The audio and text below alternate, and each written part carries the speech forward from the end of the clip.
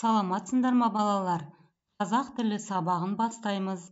Сабақтың тақырыбы болымды және болымсыз етістік. Бүгінгі сабақта болымды және болымсыз етістіктердің мағыналық өзгешеліктерін білетін боласың. Болымсыз етістік жасауды үйренесің. 32-ші жаттығу. Өлеңді мәнерлеп оқы. Ғылым таппай мақтанба. Ғылым таппай мақтанба, орын таппай баптанба, құмарланып шаттанба, ойнап босқа күлуге. 5 нәрседен қашық бол, 5 нәрсеге асық бол, адам болам десеңіз. Балалар, өлеңнің авторы Абай Құнанбаев.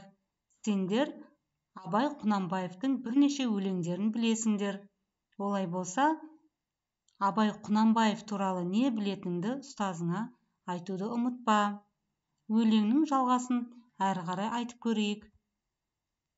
Тілеуің өмірің алдыңда, оған қайғы жесеңіз, өсек, өтірік, мақтаншақ, еріншек, бекер мал шашпақ, 5 дұшпаның білсеңіз.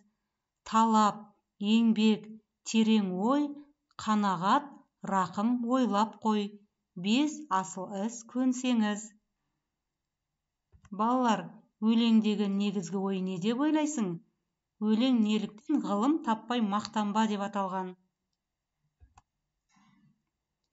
Жастардың өнімді еңбек етіп, ғылым мен білімге ұмтылуы, алға қойған мақсатқа жетуде табандылық көрсетуі, міне осындай асыл қасиеттерді уағыздайды.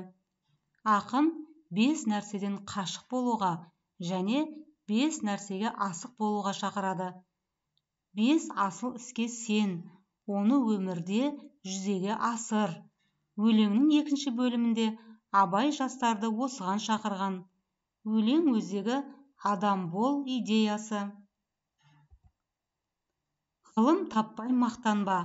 Яғни осы өлеңді қатесіз, көркем көшіріп жазыңдар.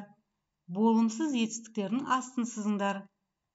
Болымсыз етістіктер: мақтанба, баптанба, шаттанба. 33-ші жаттығу. Сызба бойынша сипаттау мәтінін құрап жазыңдар.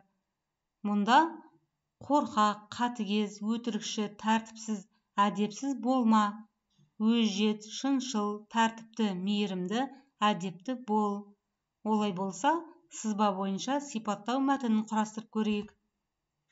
Ата өсиеті. Менің атам өте дана кісі. Оның өсиеттерін үнемі тыңдаймын.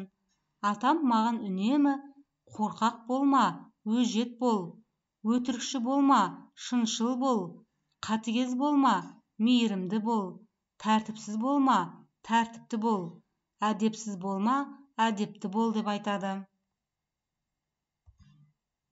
Шығармашылық үзіліс.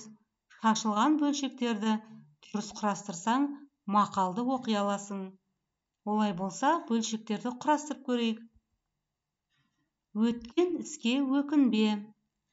Мұнда өкінбе сөзі болымсыз етістік болып табылады. Олай болса, балалар, болады, болмайды ойынын ойнап көрейік. Яғни экранда суреттерге назар саламыз. Мұнда нені жасауға болады, нені жасауға болмайды. Өз ойыңды ұстазыңа айтуды ұмытпа. Балалар, бүгінгі сабақ сендерге түсінікті деп ойлаймын. Сау болыңдар.